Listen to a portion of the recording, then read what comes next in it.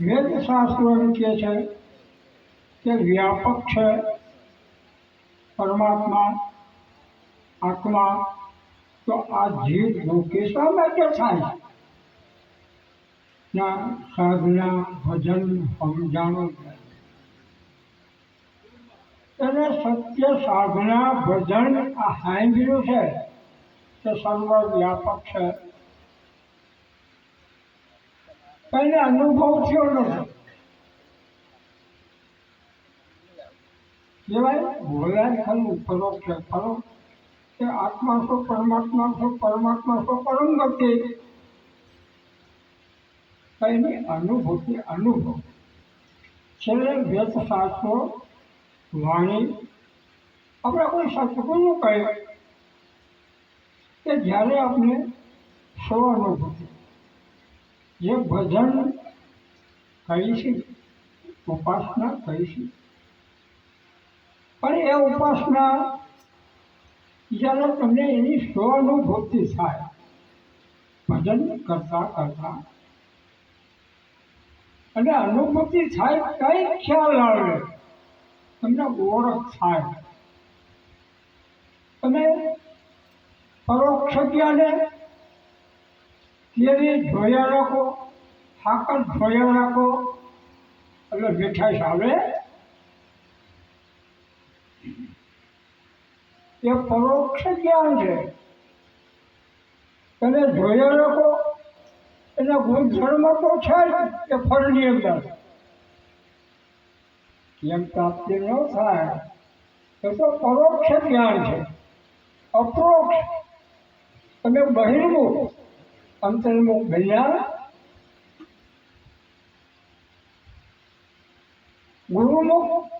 ગુરુમુખ કોને કહેવાય? જે અંતર્મુખ બને એને કહેવાય છે ગુરુમુખ. ગુરુમુખી માણસ એ ગુરુમુખી તો ગમ થઈ ગઈ. ગુરુમુખી ગમ થઈ ગઈ. વિચારો ન જાણે એની વૃત્તિઓ ન જાણે એને મનને જાણે કે મારું મન ક્યાં જાય મારા વિચારો કેવા આવે છે. તો રોકે કે કોઈનું જોયા રાખવું છે હાંજરા રાખવું છે તો ડર નહીં થાય તો શાંતિ નહીં મળે પ્રાપ્તિ નહીં થાય. તિલક કરતા તિલકન ગયા આખો વખત ગયા વેદાંતિ છે. આખાને કોઈ ઓળખતું નથી. ભક્તમાનની અંદર શિરોમણી છે તત્વજ્ઞાની. પુસ્તકોનું વાંચી લેવું એવા નરસિંહ હતા એ મહાન છે.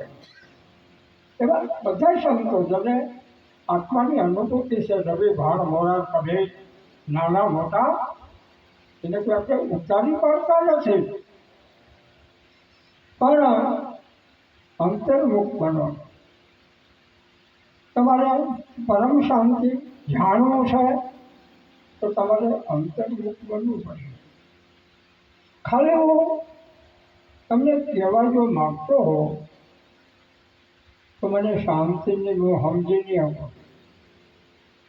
ના, હું તમને ખાલી કહેવા જો માગતો હોઉં તો મને શાંતિ નહીં મળે નહીં મળે. કારણ કે તો પરોક્ષ જ્ઞાન અને વેદશાસ્ત્રો યોગ વશિષ્ઠ રામાયણ કે ભાઈ તો યોગ વશિષ્ઠ મહારાજની રામાયણ છે. ત્યાં ગીતા એ તો કૃષ્ણ પરમાત્મા અને અર્જુનનો સંવાદ છે કે ઉપનિષદો વેદો હોય તો અંતર્મુખ આપણા વિચારો આપણું મન આપણી જે વૃત્તિઓ આપણી કુટેવ આપણા જે સંસ્કાર જે હું દુઃખી થઈ ગયો છું મને કોઈ દુઃખ આપતું નથી એ તો અજ્ઞાન છે. હું મારા કર્મનું સર્જાય મારા કર્મનો સાથ દુઃખી થાઉં છું. મને કોઈ દુઃખ આપતું નથી પણ અજ્ઞાનને લઈને એમ થાય છે કે મને સાહેબ થોડુંક બોલ્યા, પણ તું એમ અમથા નહીં બોલ્યા હોય, તારી કાંઈક ભૂલ છે એટલે બોલ્યા. તો આવું ગહન છે. છેલ્લું આધ્યાત્મિક તત્વજ્ઞાન તમારે માને એમાં ગયા વગરનો છૂટકો નથી. આપણે ભૌતિક માનસિકમાં તો થઈ કે ભોગવતો તો ભોગવી જશે, એટલે એ સુખ છે. તમે એને માનો છો? ભૌતિક જે ભોગવતો કરી રહ્યા છો, ખાન પાન ઇન્દ્રિયોનો, એ તો દૈહિક ધર્મ છે, આત્માનો ધર્મ નથી. આત્માના ધર્મને સમજવું હોય, સત્ય ભજન શું છે, તો એવો કોઈ જ્ઞાની મહાપુરુષ, જેને સદગુરુ તમે કહો છો, એવા કોઈ જ્ઞાની મહાપુરુષનો સમાગમ કરો. જ્ઞાની પુરુષ કહેવાય કોને? થોડુંક શાસ્ત્રનું જ્ઞાન થઈ ગયું, વાણીનું જ્ઞાન થઈ ગયું, એ તો વાણીનું જ્ઞાન છે, શાસ્ત્રોનું જ્ઞાન છે, આત્મજ્ઞાન છે, આત્માની અનુભૂતિ છે, એને કહે છે જ્ઞાની. અનુભૂતિ આત્માની કરી હોય એક જ્ઞાની પુરુષ છે, કે આત્માનો અનુભવ કર્યો છે, આત્મા પરમાત્મા શું છે એટલે અનુભવથી જાણે છે. આવો મહાપુરુષોનું ફરમાન છે કે કોઈ જ્ઞાની મહાપુરુષનો સત્સંગ સાંભળવો, નહીંતર એકાંતમાં એકલું લેવું.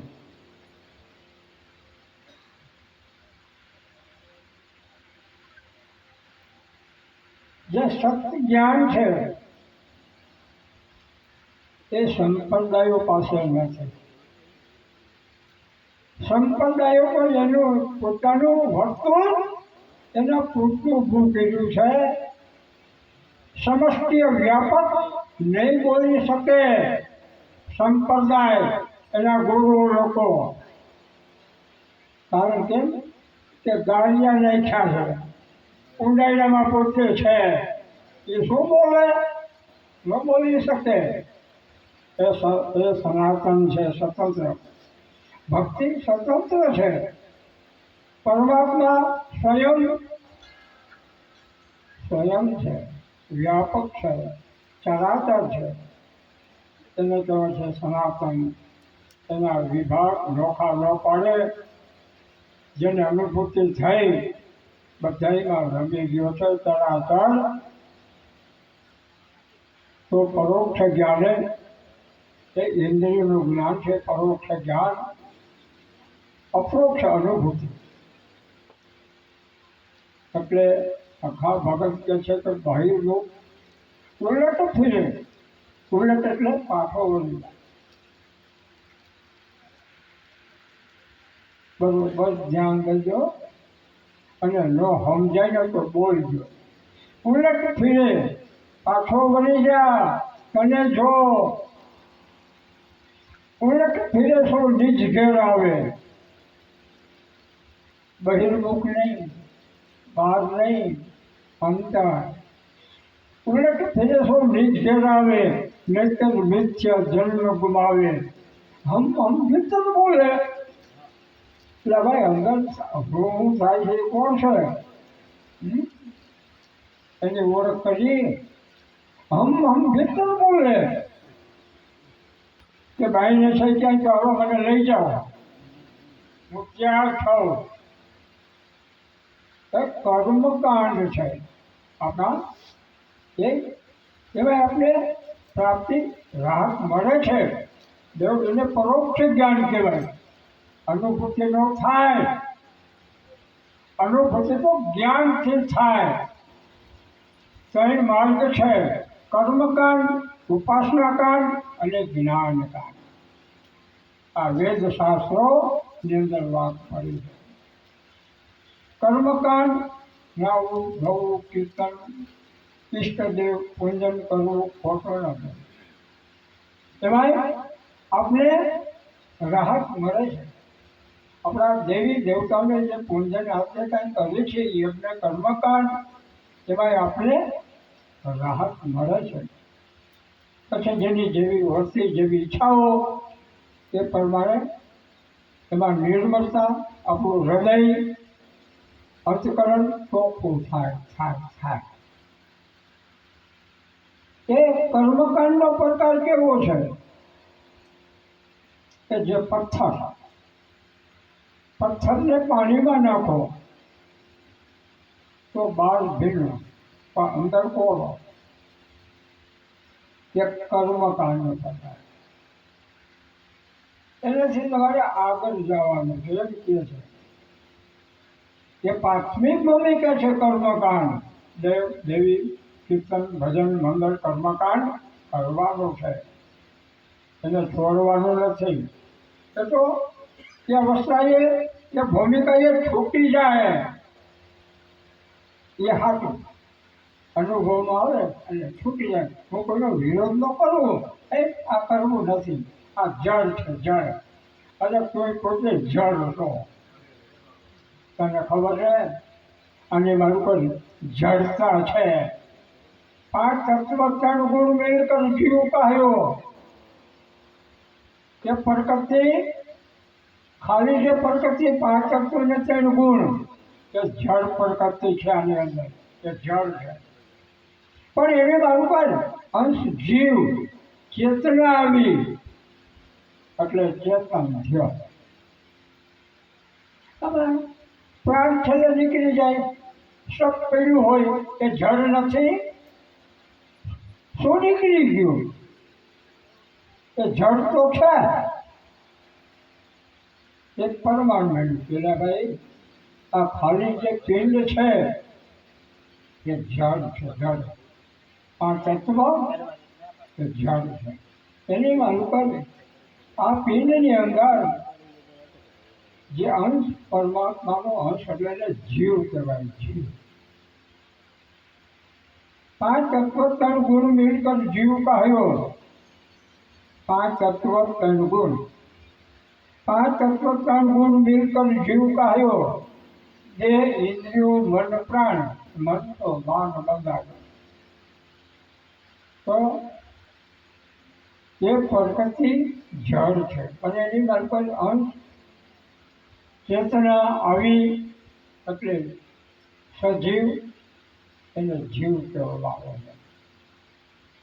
તો એ જીવ સુખ દુઃખ જીવને અનુભવમાં આવે. સારું નરસું એ જીવને આવે. આત્માની વાત જુદી છે. એને આ ભૌતિક તાપ સારું નરસું અને જાતને ઉપાધિ માલુકલ બળતરા અને જાતના તોફાન ન કરવાનું એવું કરે, એમાં પાછો પડે. તે પછી જીવ ને આ બધા અનુભવ થાય, એવા અનુભવ થાય તે પછી ઈશ્વરનો માર્ગ પકડે.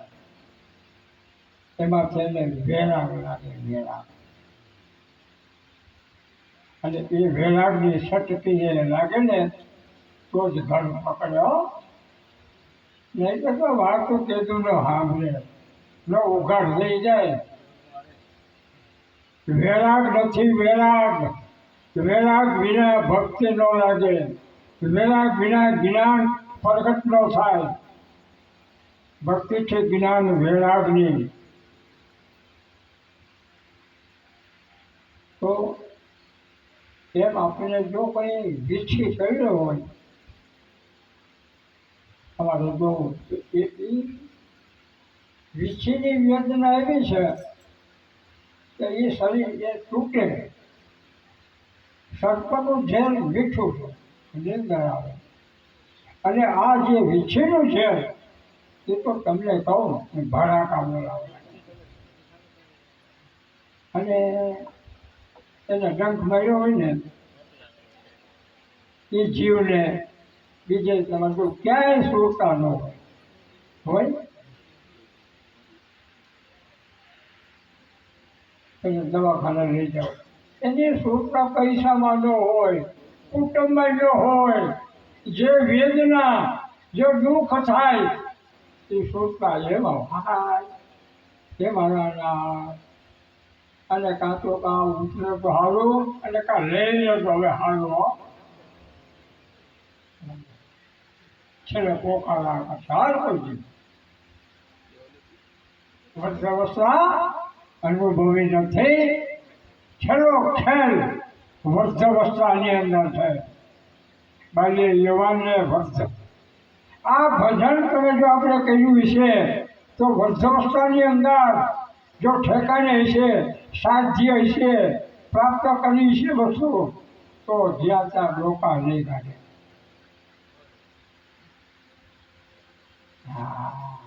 બાપા હા સત્સંગમાં ખાલી એકલો ભજનમાં શાંતિથી બોલાવા એ માટે ભલા મનુષ્ય જન્મ ઉત્તમ છે ઉત્તમ છે તો આપણો દ્રષ્ટાંત આપ્યો કે ત્યારે વેરાગ અને વેરાગ સિવાય છૂટે નહીં કહું ખરો જ્યારે જ્ઞાન થાય ત્યારે એ છૂટી જાય છોડવું ન પડે કે હું ત્યાગી છું મેં છોડી દીધું છે એ બોલવાની જરૂર નથી એટલે એની પરીક્ષા થાય એની પરીક્ષા થાય તો ખબર પડે જલારામ બાપાએ ભોજનને કીધું ના ગુરુ મહારાજે બાપા કે મને આ તમે ભગવાન મળે ખરા પ્રગટ હા મળે પણ જલા તારી પરીક્ષા થાય અને એ પરીક્ષામાં તું જો પાસ થઈ જાય તો ઓળખ થઈ જાય આ વાત આપી જાય બાપા બાપુ ભલે ગમે તે પરીક્ષા થાય મારે દર્શન તો કરવા છો ભગવાનને ઓળખવા તો છે જ એને તો છે પ્રગટ પ્રગટ અપ્રગટ જ્ઞાની ધ્યાની અમારો તો ગુપત પ્રગટ જ્ઞાની ધ્યાની કોઈ ગુપત છે કોઈ પ્રગટ છે કોઈ જ્ઞાની છે કોઈ ધ્યાની છે 89 જેને ગુપત કહેવામાં આવે છે એટલી ખબર ન પડે પ્રગટ એટલે જે પ્રગટ જ્ઞાની પુરુષ છે મહાપુરુષ છે એનું ક્ષેત્ર બધું જોવામાં આપણે આવે એટલે આપણે કહી એ બાપાએ જલારામ બાપાએ ભોજનને કીધું એની પરીક્ષા થઈ કોઈ મહાત્મા સાધુ એનો ઇતિહાસ કાયમ છે તો છેલ્લે હીરબાઈ બાની માંગણી કરી ભગત મને દાન એટલે આ રાહે હાલો છો દાન કરો છો એને પકડ કર્યો તો મને તમે હું માગું દો હા દઉં બોલો બોલો બાંધી લીધા તો મારી વૃદ્ધાવસ્થા થાય તો દાન દેશ તો તારી જે પત્ની છે એને તો મને અર્પણ કરજે અને સેવામાં જોઈશ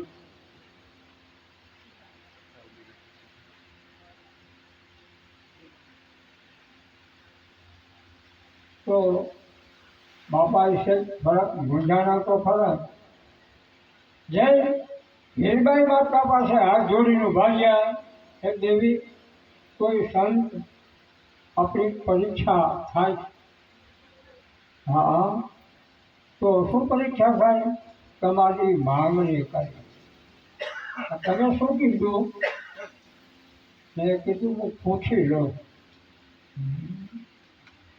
નરનારીના એક મતા થાય તેવું લોકમાં સત્તા એ ભગત આપણે 60-70 વર્ષ ભેગા ગયા તો હજી તમને ખ્યાલ હજી ઓળખ ન કરી લાગ્યો આ હીરબાઈમાં જલાને ટક્કોરમાં રહે છે અરે ભગત અત્યાર સુધી તમે આ શ્લોક કીધો જાઓ જાઓ કહી દો અર્પણ કરી દો એ કોઈ મનુષ્યની માનવની એ શક્તિ નથી કોઈ આવીને એવો ખેલ કરે તો એ એની શક્તિ નથી. તો એમાં ભગવાન જ હતા. એ પરીક્ષા હતી. તો એ પરીક્ષાની અંદર રિદ્ધિ સિદ્ધિ હાલમાં વિશ્વની અંદર જોડી અને દંડો થાય. ગામથી બાવળો બિહારી હીરબાઈ મને એ કે હું હમણાં આવું છું અને ગયો અને પાછા નહીં ગયા. એટલે કહેવાની છે હકીકત. આવું જે ગહન ન સમજાય એટલે ગહન તો છે જ. એટલા માટે કર્મકાંડ, પથ્થરનો દાખલો આપ્યો, ઉપાસના કાંડ, એથી વધે આપણે જે સંગ્રહ કરીએ છીએ એ ઉપાસના કાંડ એ છે રૂની ઢીંગલી. ઓલા પથ્થરને પાણીમાં નાખો એટલે બહારને ભીનો પણ અંદર કોરો. રૂની ઢીંગલી પાણીમાં નાખો એટલે અંદર બહાર ભીની થાય પણ ઓગળે નહીં. એ છે ઉપાસના કાંડ. અને ત્રીજો છે જ્ઞાનકાંડ. જ્ઞાનકાંડ હાકરનો ગાંગડો. એ પાણીમાં નાખો એટલે ઓગળી જાય. એક અટલ નિયમ છે, જે વસ્તુ જેમાંથી ઉત્પત્તિ થઈ એમાં લય થાય.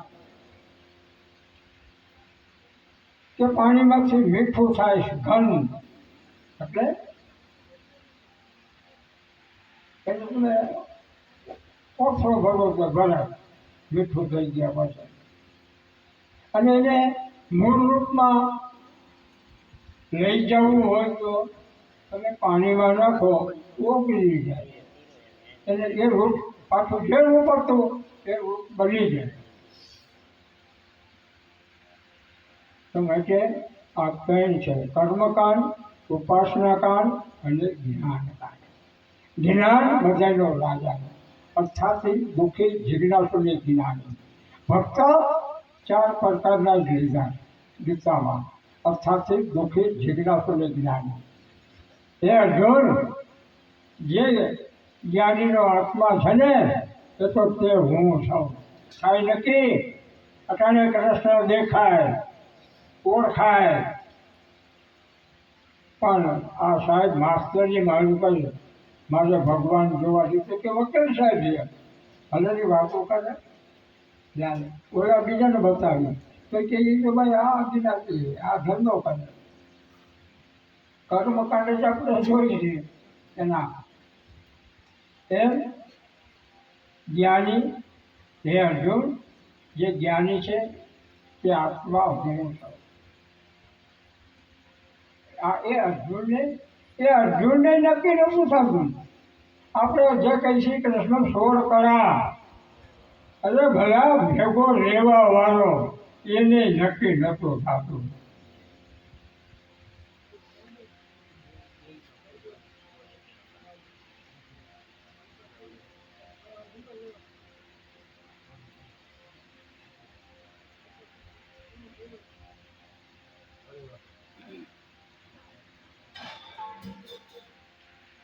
પણ એનું જે અર્જુનનું બળ તૂટી ગયું. એનું જે બળ હતું ને બળ, એ બળ તૂટી ગયું. કઈ પોતે પાછો પડ્યો અને કઈ કૃષ્ણ પરમાત્માને પ્રશ્ન કરે છે, હે મારા નાથ, હું આ ઘોર કર્મ, કુટુંબ, કબીલા, આ મારા સગા સંબંધી કોઈ એની પર હથિયાર નહીં પાડવું નહીં. એટલે હાલે અત્યારે તને હવે મોહ થયો. હવે મોહ થયો ચાલુ યુદ્ધની અંદર. એમ આ ધર્મ યુદ્ધ છે. લાકડીનું યુદ્ધ કરવું નથી, તલવારનું નથી કરવા. એ ધર્મ યુદ્ધ. ધર્મ શું છે? ધર્મ કોને કેવો? આત્માનો ધર્મને ઓળખો છે તો આપણે ઠેક પહોંચાડીએ છેલ્લે. પછી એને ભગવાન જાણી ગયા કે આ રચના ચાલુ યુદ્ધની અંદર મોહ થયો, પછી એને બોધ પાઠ પાછા છે તૈયાર થયો. તને એમ થાય છે કાકા મામા દાદા આ બધા મારું કુટુંબ, હું એને સહાર ન કરું. હા વાત આપી તો આટલી જાણ છો ને, તું ન માય કોઈ મરેલા પડ્યા છે વાયર શું બતાવી. જો આ બધા કેમ આવ્યા કઈ એને જ્ઞાન થયું કે આ તો કોઈ અલૌકિક મૂર્તિ છે. આ ખેલ હવે મને બતાવ્યો એમ કઈ જડતા થાય ને, એને જડતા થઈ કે આ કઈ કળા બીજી છે. એને ચરણાગતિ સ્વીકારી અને હવે મારો જે અહંભાવ હું કરું છું એ મારા નાક હવે આપ તમે કહો ને કે હું કરીશ. એમ ગુરુ શિષ્ય બતાવે વચન કી મેંદ હે, વચન માથે ઊભો છો અને મને સમજાતું નથી. ક્યાંથી સમજાય? હવે જેને ભજન મળ્યું છે ને સમજતો નથી, એનો પકડ કર્યો નથી. વાદ વિવાદ મત કરો, ગુરુ કી સામે ન્યારી. તો સત્સંગ કોઈને સામે કોઈને હરાવવા માટે સત્સંગ નથી. સત્સંગ તો સમાધાનને માટે છે, પામવાને માટે છે, કોઈને હરાવવા માટે નથી. એ સત્સંગ નથી. વાદ વિવાદ મટી જાય, રાગ દેશ મટી જાય, ધીમે ધીમે એની માતૃથી જે પ્રેરણા મળે આ તો સત્ય ભાવ પ્રગટ થાય, ઇન્દ્રિયનું જ્ઞાન થાય દેહિક. તો આવી રીતે અર્જુન ચરણાગતિ સ્વીકારે છે કે પ્રભુ હવે આપ તમે કહો ને કે હું કરીશ. એમ ગુરુ કેમ થાય કરો? કાં તો ભડકા ખાવા મળે. થોડી પરીક્ષા જો થઈ હોય ને, હા પરીક્ષા કરાય. હા બીજા ધંધા ન કરાય ને, બીજા ધંધે ચડી જાય તો એને હાકી મુકાય ગુરુને. એટલે તો ગુરુ ખબર નથી. સામાન્ય વિશેષ અપ્રગટ અમાપ અધ્યાયમાં છે. માધ્યમ મારી અંદર વાણી દ્વારા મને પ્રેરણા થઈ ને સાધના કરી એટલે હું ગીરી વિશે ગુરુ વિશે હું તમને એનું વ્યાકરણ કરું છું. તમે મને તમારા આ શરીર દેહિકને તમે જો ગુરુ માનતા હો તો તમે ગુરુ શિષ્યને બે જશે. એ તો દેહિક સાધન છે, આત્માના સાધન નથી. આત્મા તો સૌ પ્રકાશિત છે, એને કોઈ ઇન્દ્રિયો મન નથી. એ નિરંજન છે, નિરંજન. એ છે સત. ઇન્દ્રિયો તો મનુષ્યને માનવ એ મારો રામ બાદશાહ કે છે ચાહ ગઈ ચિંતા ગઈ મનવા વે પરવાર જીનકો કછું ન ચાહે ઓ સહાન કે સાહ. આ વિશ્વની અંદર આ વિશ્વના જે ધર્મ મજબ હાલે છે એને સામે પડકારો મળ્યો. આ એક સાક્ષી શું કહેવા માંગે છે કે ચા ગઈ, મારે કોઈ કીર્તિ મેળવવી નથી. ચા ગઈ ચિંતા ગઈ, કોઈ શેની ચિંતા નથી. એક ખાલી ભગવું, એક કપડું, એક સાદર આખા વિશ્વની અંદર ફેલે છે વગર કઈ છે. અને એ સતરામ સત્તા શું છે? હિમાલયની અંદર જ્યારે વરસાદ એવો જે પડવા મેળવીને 7-8 શિષ્યો બધા આવે છે અને થોડાક છેટા છે. તો થોડાક છેટા છે અને એવું વાવાઝોડું અને 12 ખાંગા અને ભેખડ ને બધું પડવા માંડ્યું. ઓલા લાઈન નાખી ગયા કે હવે આમાં આપણે બચી નહીં. જોજો ભજનની શક્તિ શું છે. એ પર્ણકુટીમાંથી બહાર નીકળી ગયા, અવાજને સમજી ગયા. પેલા આપણા અહીંયા બધા સત્સંગીઓ આવે છે અને એ બચાવો રામ બચાવો. બાળ પોતે નીકળી અને પોતાની જે કાંઈ શબ્દ ભજન શક્તિ શું છે, આવ્યો રૂક જા. વરસાદને બંધ કરી દીધો અને મારો પેશાબ બંધ નથી થતો અને વાતો મોટી મોટી કરવી. હે એ તો પેલા ઇન્દ્રિયનો તો હમાય જ પોતો ઈશ્વરના અટન્યમ માથે તેને સત્તા ચલાવી તો એ પોતે ઈશ્વર હોય. ઈશ્વર નો બને. આવી પરમ શક્તિ આપણા ઋષિ મુનિઓ આપણા ભક્તોએ એ પ્રાપ્તિ વસ્તુ કરી છે. એના ઇતિહાસ બોલાય છે. હે એ જ્ઞાન નથી. જનકને સપનું આવ્યું અને એ તો અષ્ટોક્ર મહારાજ એનું સમાધાન કરે. એનો ઇતિહાસ બોલાય.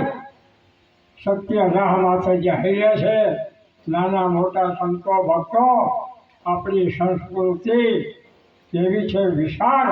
આ વિશ્વની અંદર મજહબ તો ઘણા છે પણ સનાતન જેવી સંસ્કૃતિ વિશ્વની અંદર નથી.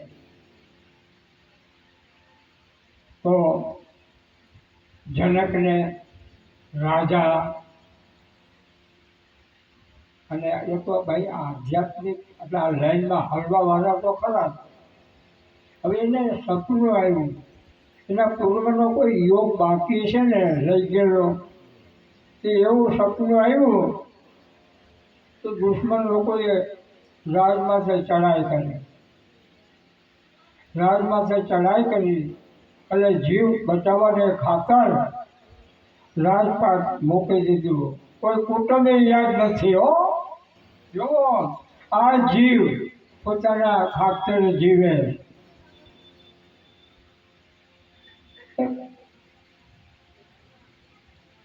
બાપુનો શિષ્ય બાપુ કોઈ કોઈનું કોઈ નથી. એમ હોય બાપુ મારે માજી એ ભાગનું મરું ને તો ખાય નહીં. એના એવું જ ન હોય.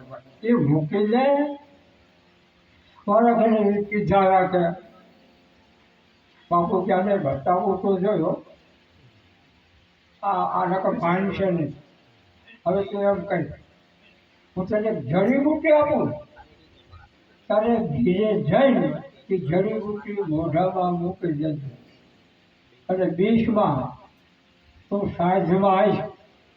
તને સાંજમાં તું આવીશ અને એ લોકોને એમ થાય એ આનો પ્રાણ તો છૂટી ગયો, હાલતો નથી. એટલે આંતરિક પ્રાણ હાલતો હતો. આ તો બાપુએ અખતરો કર્યો.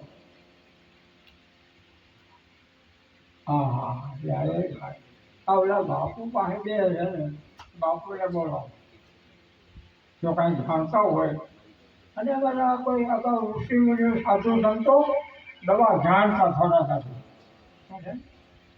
આ બધે પાંચમો વેદ કે આયુર્વેદિક એ બધી ઋષિ મુનિઓ છે. એટલે તો બાપુને બોલાવ્યા. બાપુ કે આને કારણ તો છે એવું મને જોવામાં આવે. હવે આ કારણ એવું છે કે જીવ માગે છે ભાઈ. અને જીવ જો તમે કોઈ ગયો અને હું પ્યાલો બનાવું અને એ પ્યાલો ઉતારી એ પ્યાલો જે કોઈ પીએ તો આ જે સજીવન થાય અને તમારું મૃત્યુ થાય. બાપુ જે બનવાનું બની ગયો, ખરેખર તો બીજો બન્યો સાહેબ. બાપા બાપુ એ જે બનવાનું બની ગયું બાપા, હવે એ તો થયું. બોલો સાંભળે મારા કોઈ ત્યાં નથી. બાપુ કે ભાઈ એમ તમને આ લાગણી ભાવ, આ તમારું કુટુંબ છે, લાગણી કાંઈ છે જ નહીં. બાપુ જે ભણવાનું બની ગયું એવું છે. બાપુ કે તો હવે હું પ્યારો પીવું તો સારા બાપા અને એના ગુરુ મારા છો, એમાં પરોપકાર કરવો વાંધો શું છે? તમે તો ગુરુ મારા છો, પરોપકાર કરતો કોઈ વાંધો નહીં. અને તમે સંતો કરી શકો, કારણ કે એને ક્યાં ખરખરો કરવો એ છેલ્લે સમાધિ થઈ ગઈ. કાંઈ હકાતો નથી. બાપુ છે, સાધુ છે, અને એને કંઈ બીજી બળતરા ન થાય. ત્યાં વાત કરે છે અને પ્યાલો ઘૂંટીને પેલા છોકરા માટે ફેરવી બાપુ પી ગયા. ઓલો થયો બેઠો, બોલ હાંભળ્યું ને સત્સંગ હાંભળ્યો? હા બાપુ, કોઈનું કોઈ નથી, નક્કી થયો. હાલો તમારો ભેગો એવડો એ આવે હો. અને જોયું નકર કેટલા પાછા આવી જાય. હા, થોડો ટૂંક સમય એ અને લાગે બે એમાં કાઠેન્દ્રમાની અંદર ધાંધલ અને એક બીજી અટક એને બાપુને ખેતર. હા, એમાં કોઈ ભક્તોએ આ એભળિયા બાપુ નામ અને એને કોઈ ધાબળો આપેલો ભક્તો, અને એ પાપાના ખેતરમાં હાલ્યા. એમાં કુમડું હતું સારું એ માટે, અને પેલા ધાબળો સારું દેખી ગયા ને એટલે દરબાર કે મહારાજ આ ખેતરમાં હલાય નહીં, ભાઈ પાછો વળી જાવ કે પાછું ન વળાય. ત્યાં સમજી ગયો કે આ કાંઈ ખેલ, આ ખેલ બીજો છે. પણ નજુભાઈ જઈ ગયા વાળા, આ ખેલ કંઈક બીજો છે. તો હું તો સાધુ છું બાબા, હું સાધુને નથી ઓળખતો. સાહેબ તું હાલ્યો ને એ સજા, આ ધાબળો લઈ જાય. અરે હું ભાઈ સાધુ, મારા ભક્તોએ મને સાધુ હાલ્યો છે. અમે સાધુને ઓળખતા નથી ઓળખતા. કઈ ત્યાં પીરું ને મારા છે ને ત્યાં સુધી હાલવો હું એ નહીં તો હું એ ભર્યું આવી જા એમ દઉં. સમજ્યા? મૂળ ખેલ પાછો કર્યો એને બાપુ. એટલે આ કપડા છે ને ભગુ શું છે? હે, ઋગ્વેદની અંદર આનો છે નામ. ભગવો કોઈ સામાન્ય નથી. આ ભારતનો ભગવો ધ્વજ, ઋષિ મુનિનો ભગવો ધ્વજ. આપણે ત્રિરંગો આપણને કહી છે ને ઉપર ભગવો છે. ત્રણ રંગની અંદર પેલો ભગવો રંગ છે. એ લોહીનો કલર છે, અગ્નિ સ્વરૂપ છે. હે, એ ભંગ છે, માની કુંડળી છે, મા પાર્વતીની. અને એ તારે જો ભજવવી હોય તો મારી કુંડળી ઓઢી લે, એ છે ભગવું. તો મારા ગુરુ મહારાજે કહેતા એટલે મને ખ્યાલ છે. તો માટે અંતર્મુખ બનવું તો બાબા તમને જે વિશ્વાસ, તમને જેની માફક વિશ્વાસ હોય, અભ્યાસ પહેલા જેવો છે. મનુષ્ય જન્મ બહુ મહાન, અને ધાર્મિક સત્સંગમાં જાઓ. આપણે જે શબ્દ લાગે ઠીક એમાંથી ગ્રહણ કરી લેવું, બીજું મૂકી દેવું. ગમે ત્યાં સત્સંગમાં જાઓ, એકતા હોવી જોઈએ. ભલે આપણે ગુરુ કહ્યા, મારા શિષ્યોને મારા મંડળમાં કોઈ ન્યાય નથી કે વાનો જાઓ. હા, સત્સંગમાં જાઓ, કીર્તન કથામાં જાઓ, સત્ય ભાવથી સાચા ભાવથી જાઓ. મારું કંઈક ગ્રહણ કરો, તમારું જીવન એવું બનાવો